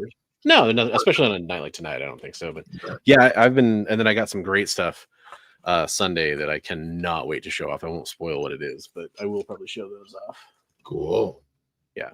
Hey, Ryan, Colossus Collector. Hey, that's actually where the Secret Santa thing took place on his channel. He has a Christmas with Cousin Colossus where he's doing the Cousin Eddie impersonation from Christmas Vacation. So. And I mean, just speaking of like, the community and trying to help people out and trying to direct them to stuff, go check out Colossus Collector's feed over on Instagram, and you'll see he just got a Colossus statue because the place where I bought the Bronze Age horror collection, which is mostly what was in there, had Bowen Designs, Bowen Collector Series Colossus statue. And I saw it instantly. I was like, oh, I got to message Colossus Collector about this one and see if he wants it. He did. We were able to kind of work it out with the shop. And even though he's in Canada and they're in the US, we were able to kind of use me as a middleman and get it shipped to them. And yeah, so he's got that now, which is really cool. The guy who owns that little retro gaming shop, which is what it was, actually said he has a second copy of that. That's I think it's a bust though. I can't remember, but his is signed by Bowen, which is really cool. Oh, nice. But that's he was willing to get rid of the other one. So yeah. Hey, Clip. And then Richard was nice enough to throw his link up there. But yeah, go give him a follow. And he's a great member of this community too. Sorry, baby, go right back to showing off. Oh, I was saying hey to Cliff. Oh, he was saying the 10.0, but I was like, oh, the 10.0 of it all. Yeah. No, that was it for the gifts. Okay. From different folks from Christmas past. Christmas. Yes. Yeah, and you know, I've been really fortunate. A good friend of mine sent me 2 Christmas presents that are tonight will get added to this list actually, but I can't believe that he did. He sent me at the time when it was an extremely valuable book. He sent me a Hulk 180, so I could get the first appearance of Wolverine, which is awesome. So it's funny. He bought a collection that had a Hulk 180, a Hulk 181, and a Hulk 182, and he gifted me the Hulk 180. He sold the 181 for a good amount of money, which is great. I'm glad he made a good amount of money on that. And then the 182, I actually got. They were all from the same collection, all from the same collector. I got the 182 from an eBay auction because I knew his eBay store and I knew when his auctions were ending. And he's like, "Oh man, I have some comic books that aren't going for very much." So I went in there and bid some stuff up that I was interested in. And I ended up winning the Hulk 182. Awesome. So now I have the first and third appearance of Wolverine, just missing that pesky second appearance. But he gave me that. And then he gave me another unbelievable one, a ASM 300 newsstand too. So same guy. Wow. Starset Cards is what he's going by now on YouTube. Definitely go give him a follow. He does a lot of cool card ripping. Card ripping has kind of become his thing that he's kind of more into. He sold off a lot of his comic books. I helped him kind of get hooked up with a new logo and some other stuff too to try to help him out. But he's a really cool guy and a veteran too. So got to thank him for his service. There you go. One of the people that made me want to do the whole Mission 22 thing we do. So that's awesome. Yeah. But yeah, there's a couple ones. And then it's funny, we were talking about Christmas gifts that were comic book related. And one of the things I was thinking of is it's funny because my family doesn't they kind of know enough to know not to do comic stuff for me, basically. They're like, well, we don't want to get you something you already have, or we don't know enough about it, or we don't want to buy a fake thing or the wrong thing or whatever. But I do, there's some awesome memories. I got the Earth X trade paperbacks. The big thick, before omnibuses were a thing, really. Right. This would have been in the early 2000s, I guess. I got those, and I was able to read those because of them. And I remember absolutely loving that, and some really cool T-shirts and stuff like that over the years. But it's fun when you get older and you have comic book friends that actually can get you the stuff you like. That's really cool too. They have their finger on the pulse. Yeah, behind the scenes. Absolutely. Yeah, it used to be on my Christmas list every year. Was my shelf, my pull shelf, because as a kid, I didn't have a lot of money, so I was like, "Hey, clear my shelf for Christmas." And the first time they ever did that, I opened it up and Web of Spider-Man #1. I don't know if we talked about this before. Web of Spider-Man #1 was on the top of the box, and so I always associate Web of Spider-Man #1 with Christmas. That's cool. Yeah, nice. Yeah, it's funny. Any money I ever got for birthdays or Christmas, that's always where it went. It always went to comic books. And I did get, kind of famously, I got my G.I. Joe #1 as a birthday present, so that was really cool. Cool. Yeah, and what still my most cherish, I'll never sell it kind of comic books. But the other thing we were going to talk about was Christmas movies. And I've been excited about this. So we don't really have like a list or a slideshow or anything like crazy like that. But I am just curious. What are some of your favorite Christmas movies? We'll kind of go back and forth. What are some of your favorite Christmas movies, man? Well, as a kid, I always loved the stop motion, Frosty, Rankin and Bass. Yeah, Rudolph and Frosty. I Yeah. think I like Rudolph the best because it had the abominable snowman, Mm-hmm. and he kind of scared me as a little kid. Yeah. So so I love those. Those are great. Those are great. As a kid, for me, the Grinch, the original animated 1966, that was always my favorite as a kid, for sure. Kind of in the same vein. Those were the ones that were like that. Charlie Brown, those were always on TV, right? Like you could always see those really easily. The Charlie Brown music, I still love that music because of those specials. Yeah. Yeah. I'll go with like kind of my all-time favorite, because it was my favorite as a teenager, and I it's still my favorite, is National Lampoon's Christmas Vacation. It's become the most timeless one for me. Right. Christmas Story was kind of like in there for a long time, but I think I just saw it so much. I mean, because what, TBS or TNT or whatever did that thing where they'd show it like all day, every day on like Thanksgiving or whatever. Right. I love that movie though. That's probably my Christmas movie. There is Christmas Story, but yeah. There's some other really good ones though, like A Miracle on 34th Street and It's a Wonderful Life is a really good one. It's funny. It's a Wonderful Life is one that took me a long time to enjoy. My childhood, like, because they would play those on. Remember, we only had like 3 or 4 channels back in the day. And they would play these old black and white movies at Christmas time. Back in our day. Yeah. So some good ones. I'm always a sucker for, like, in the 90s there was Ernest Saves Christmas, like in the late 80s, I guess. Ernest Saves Christmas, Scrooged.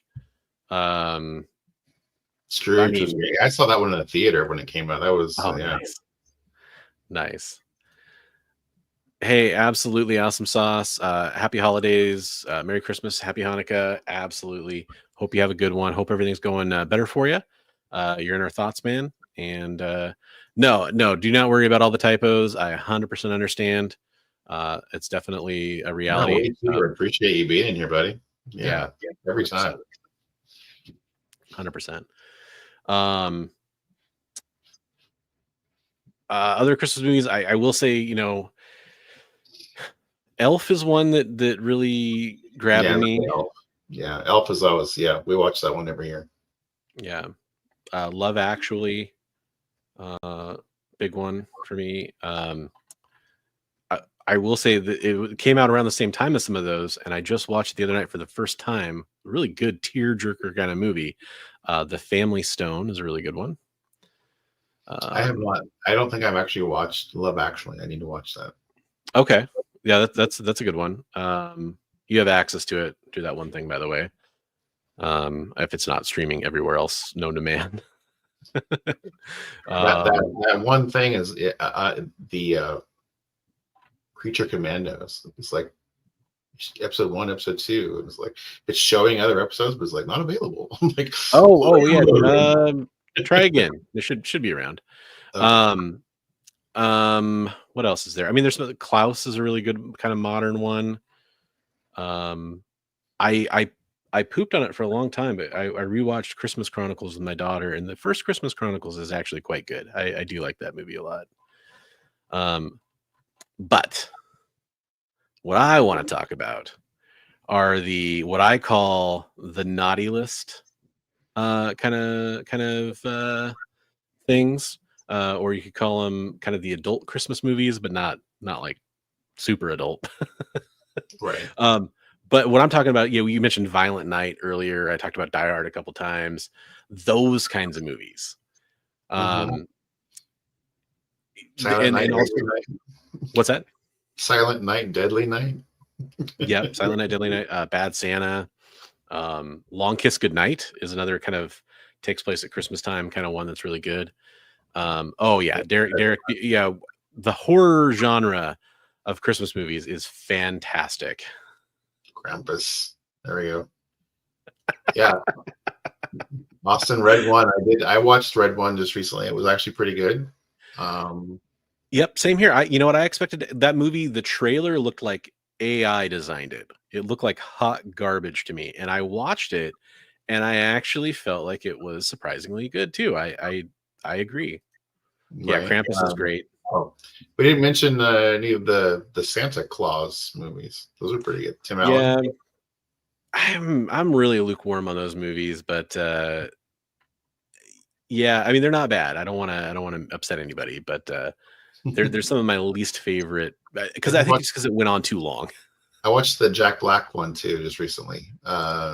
Dear Santa or whatever. Santa, or it's Satan. That was actually I was watching it. I'm like, oh, this is just a goofy kids movie. And at the end, I just started bawling my eyes out. I was like, oh my god. Okay, is it like pure comedy or is it like a little bit of like raunchy humor?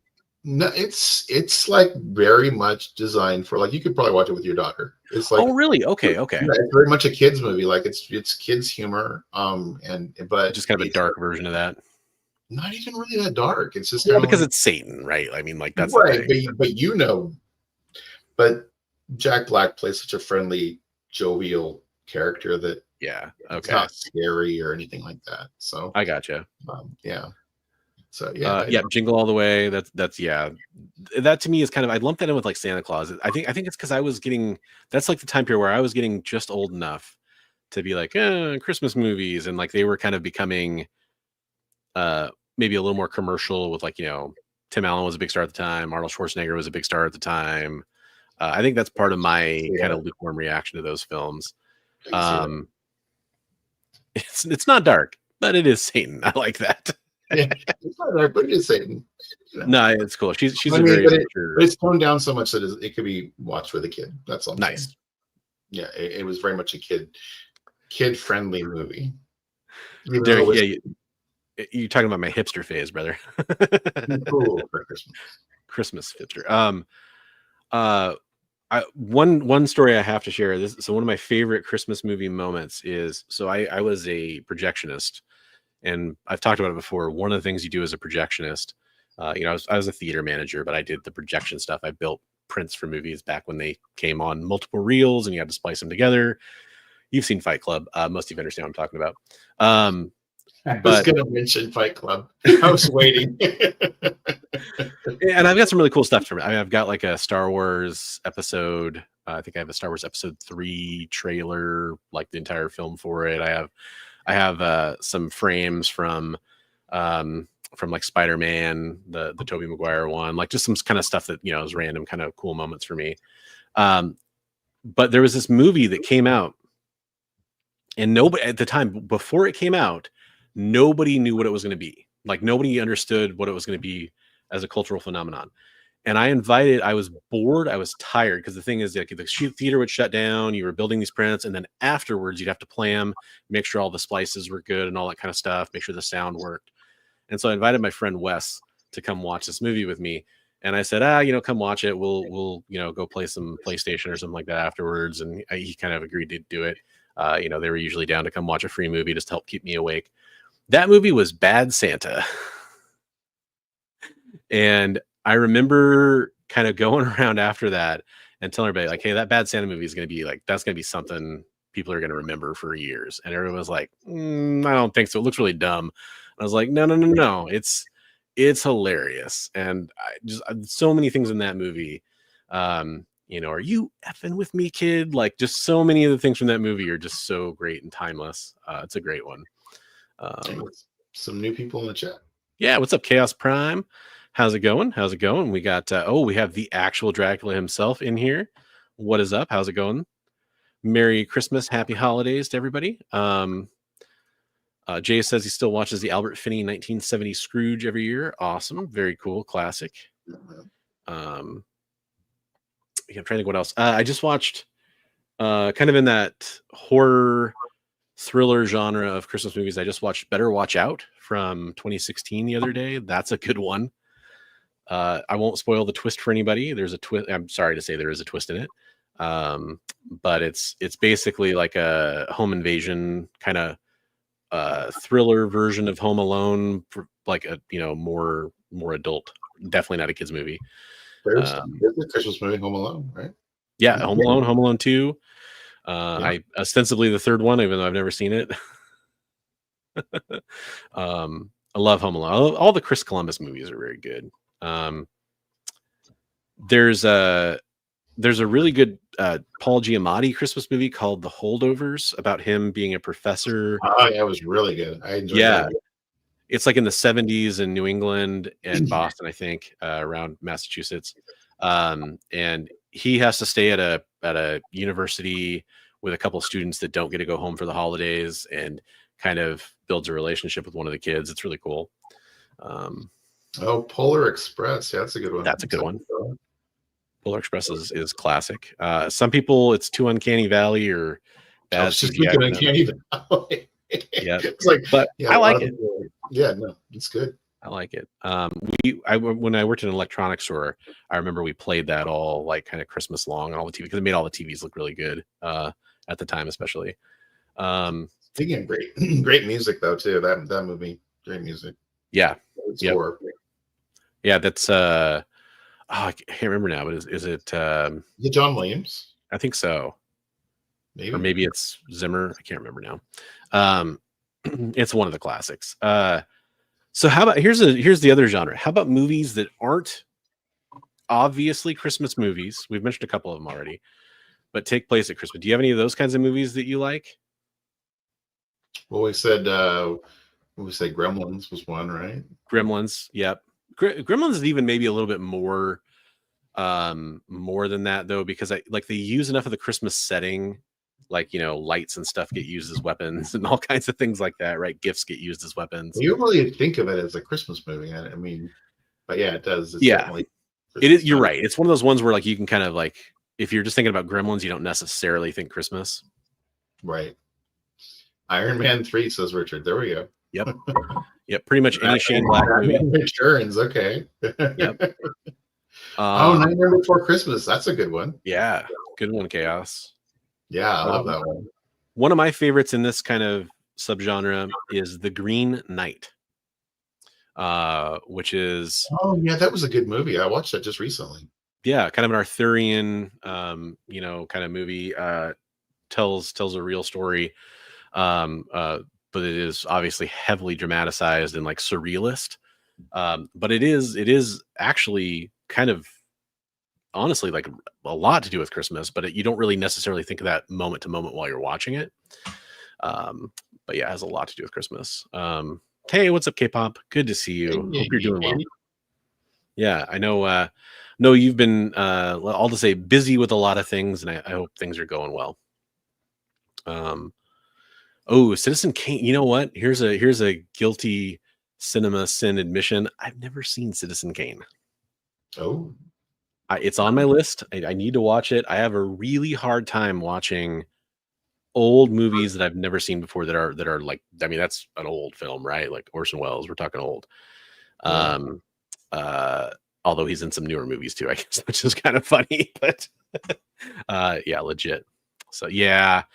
I have so many like that you guys would absolutely kill me. Like I haven't seen Lawrence of Arabia yet. I have some big ones.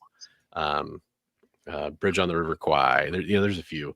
They're all on a list for me to watch, but yeah. The Time Machine. That's a good one, Richard. Yep. Yeah. My favorite Christmas movie.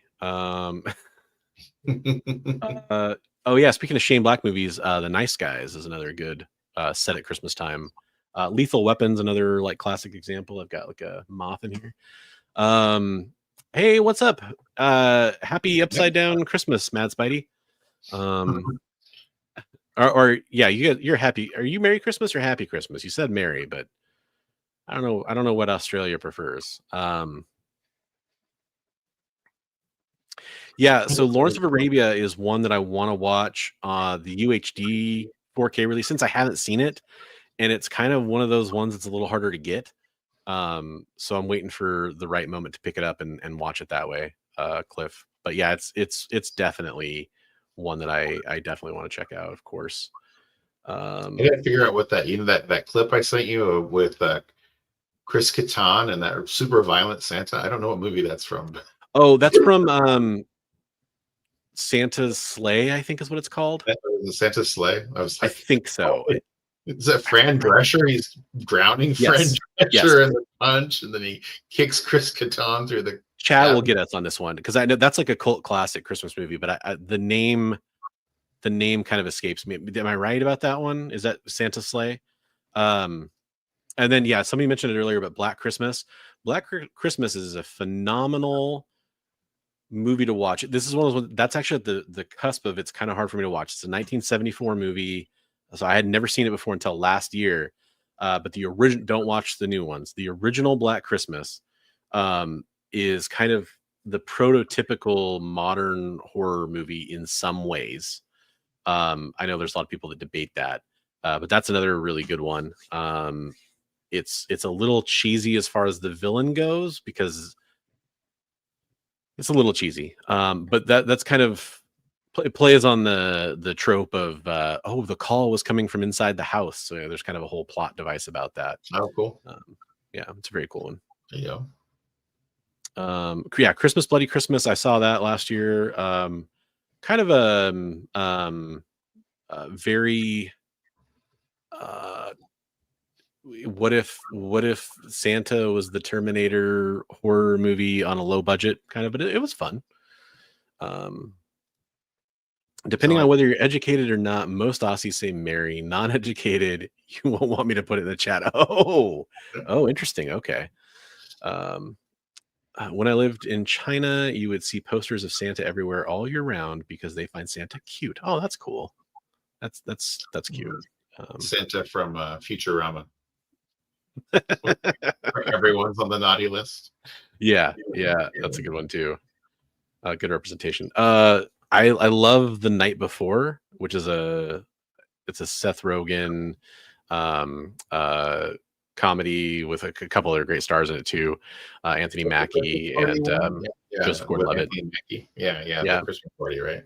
Yep. It's they're trying to go to a big Christmas party and it's kind of like their hijinks getting there, but it has like my favorite thing about it is there's like little nods to other Christmas movies that I think are really like well done, that I think are kind of fun. Santa with muscles? I don't know that one. Wait, maybe I do know that one. That's the Hulk Hogan one? That does sound familiar now that he says that. Speaking of the party one, there's an Office Christmas Party movie that's pretty easy. I love like Christmas movies. I love especially the ones that are not intended for kids. Right.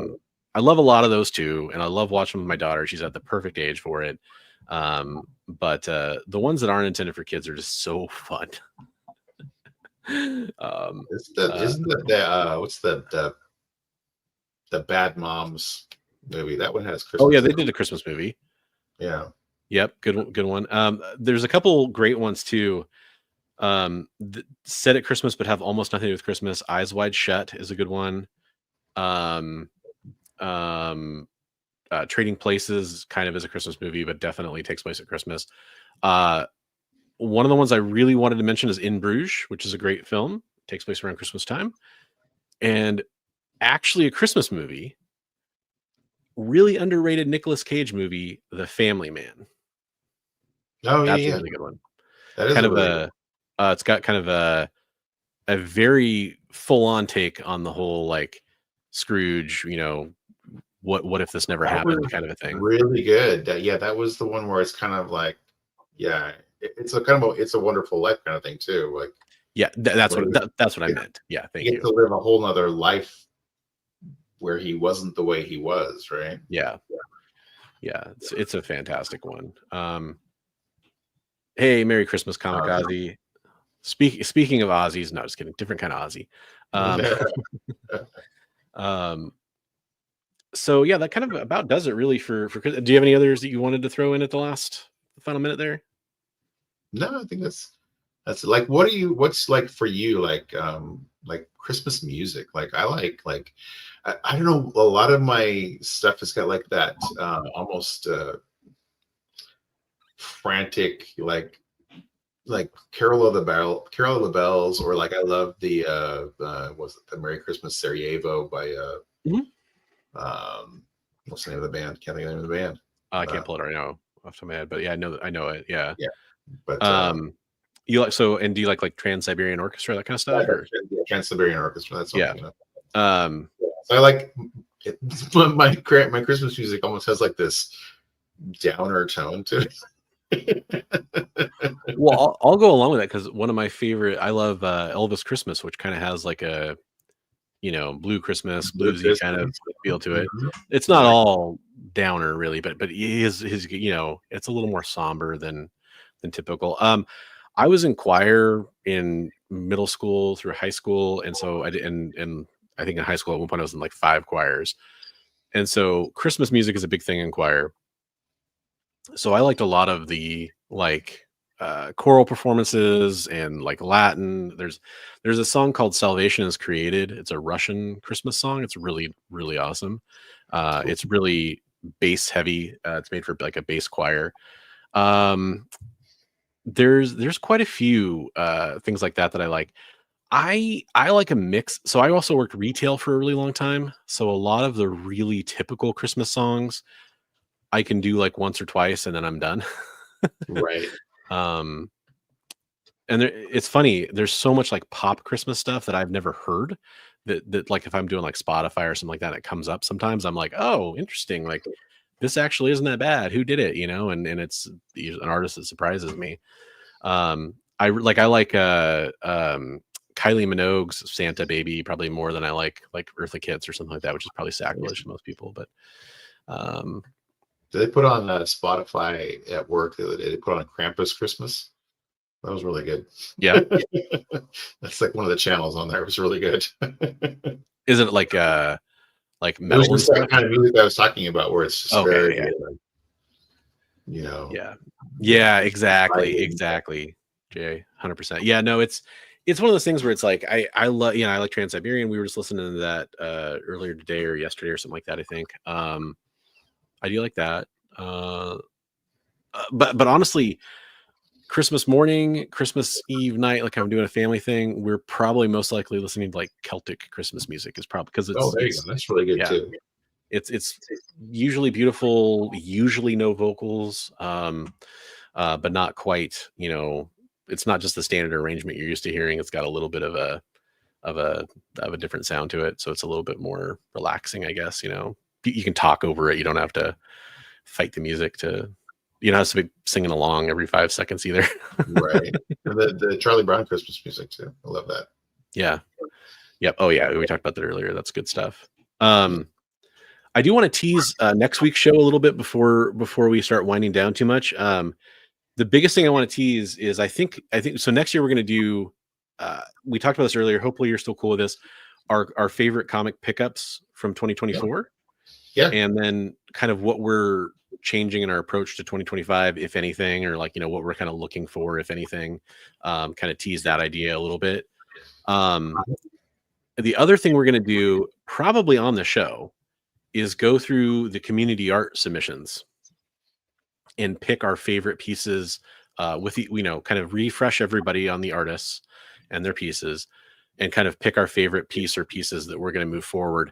And then we're going to do the like Instagram post that has everybody voting for their, so we're not picking, maybe we're picking the final art piece from that artist, but we're not going to pick the artist. That's going to be you guys, the viewers, the audience, you're going to pick that. So we're not going to be involved in that part of it. We love all the art we get and we want to see more of it. So this is your final week to submit any community art to be considered for 2024. Big B, myself, and Comics Limited are all going to send out a huge prize package of stuff that you're probably going to want to the winner of that contest. If you're watching the show, you are a community artist. Austin LeMay is a published artist. He's in here. Comic Tropes is a published artist. He's in here. I'm sorry if I'm forgetting anybody else that was in here that's a published artist. If you're watching the show, you are part of our community. That's how we define it. Right. So you can go ahead and submit. Some professional artists ask to not be involved in the contest, and that's totally cool, but we still want to show their art. So they won't be part of the voting because they've said, don't include me in that.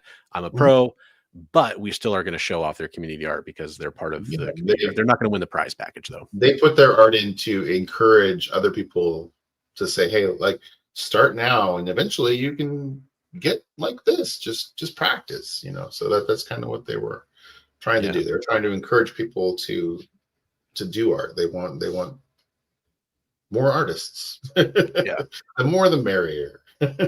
Exactly. And that's what we want too, to be honest. That's part of the, we're both artists in the community, and that's something that we wanted to support and kind of show more of to more people.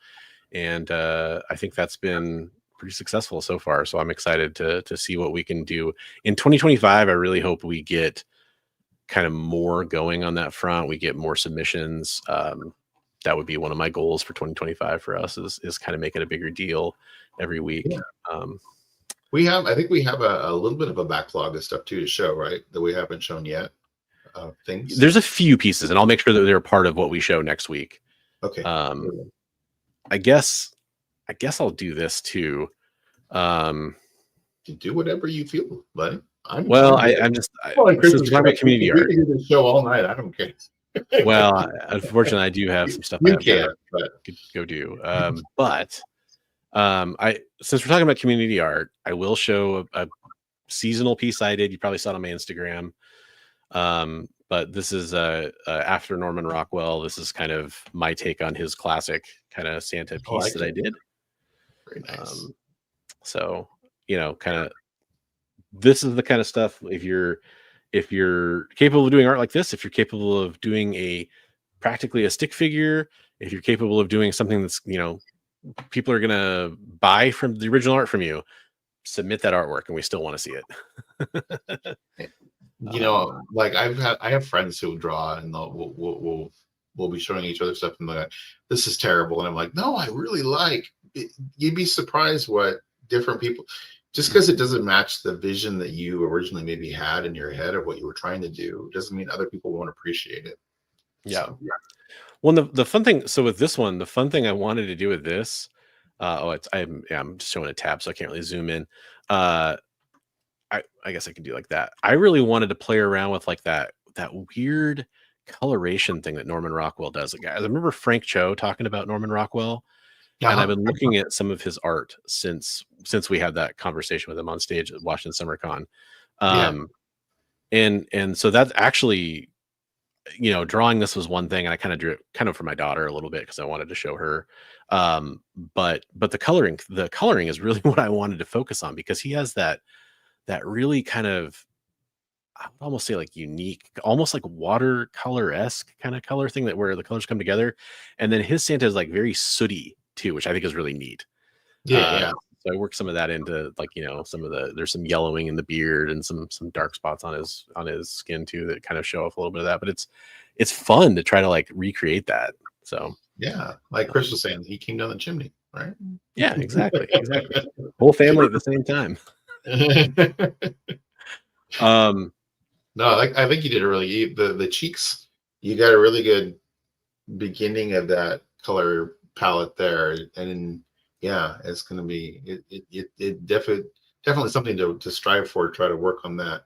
Yeah, that's something like colors. Yeah, man, I could spend weeks tweaking with that, because that's probably like the fourth or fifth version of like coloring I did on that, and I was like, at first I went very bold, and I'm like, man, especially like digitally, this isn't looking good for me, and so I played around with it. But it's fun to tweak stuff like that. Like that's most of my art is trying to recreate anatomy that artists have done, or trying to recreate colors, or trying to recreate shading, or different inking techniques, because I think it's kind of cool to learn, like, how did that actually, like, it's one thing to look at a picture and see how it's done, but to try to break down like how you actually arrived there is kind of fun, like reverse engineer it, I guess. Right.